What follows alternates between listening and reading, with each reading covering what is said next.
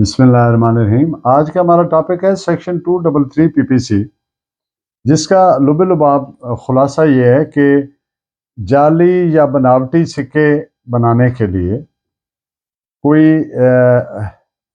فرما یا اوزار وغیرہ ان کے ذریعے بنانا یا وہ ان کی خرید و فروخت کرنا، اور لیکچر کے اینڈ پہ ایک legal maxim onus to proof کے بارے میں کہ بارے ثبوت کے متعلق وہ آپ کی خدمت میں پیش کریں گے، اور چاند اشارات آپ سمجھیں لیکچر کسی طور آپ کے لیے بینیفیشل ہے۔ سبسکرائب ضرور کر دیا کریں تاکہ ہر لیکچر آپ تک پہنچتا رہے۔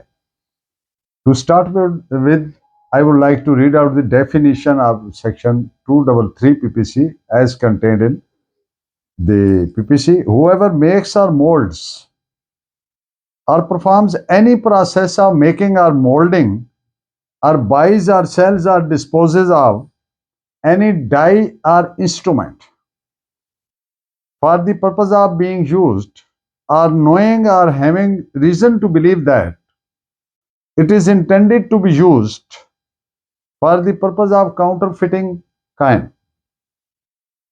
shall be punished with imprisonment or with a description for a term which may extend up to 3 years and shall also be liable to fine. یعنی جو کوئی بناتا ہے یا ڈھالتا ہے، مولڈ کرتا ہے، یا بنانے یا ڈھالنے کے پروسیس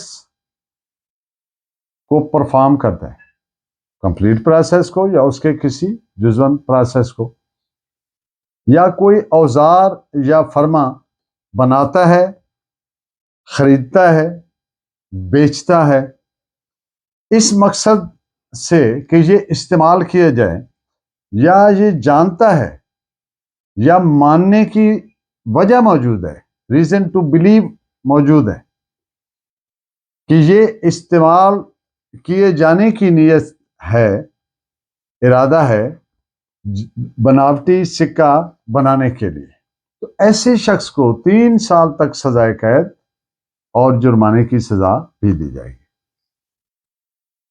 اب ایک کیس کے فیکٹس انتہائی اختصار سے، مولڈ بنانے کا الزام تھا کہ اس نیت سے ملزم نے بنایا کہ اس سے فگر چھاپ سکے،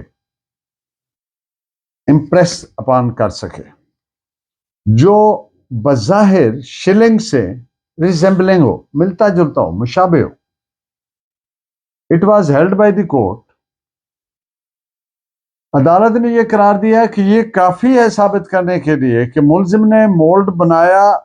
یہ الگ بات ہے کہ اس نے ابھی چھاپا کا تمام کام مکمل نہیں کیا تھا، لہٰذا اس کی نیت مینیفیسٹ ہو چکی ہے، کیونکہ part of that process has already got completed. ٹھیک ہے، ریمیننگ پارٹ ابھی بقایا تھا، وہ اس پہ امپریس وغیرہ اور وہ وغیرہ فگر کرنا تھا، لیکن اس کی جو انٹینشن ہے وہ پروو ہو چکی ہے، لہٰذا یہ ارتکاب جرم 233 پی پی سی کا تصور ہوگا۔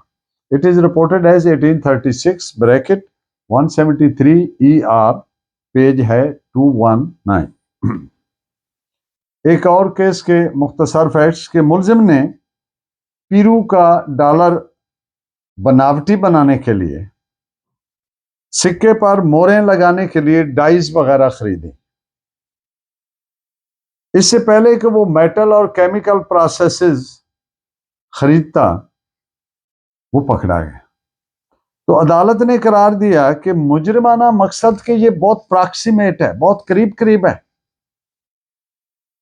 جس سے اس کی جرم کرنے کی جو نیت ہے وہ اسٹیبلش ہو چکی ہے، وہ مینیفیسٹ ہو چکی ہے، لہٰذا جرم 233 تصور ہوگا۔ This is reported as 1855 bracket 25 LJ dot MC 17 and ایک اور اہم مقدمہ وہ بھی آپ نوٹ فرما لیں، 1900 پنجاب لا رپورٹر 7 پیج 14 پر ریلیونٹ پارٹ ہے، ڈی بی کی ججمنٹ ہے۔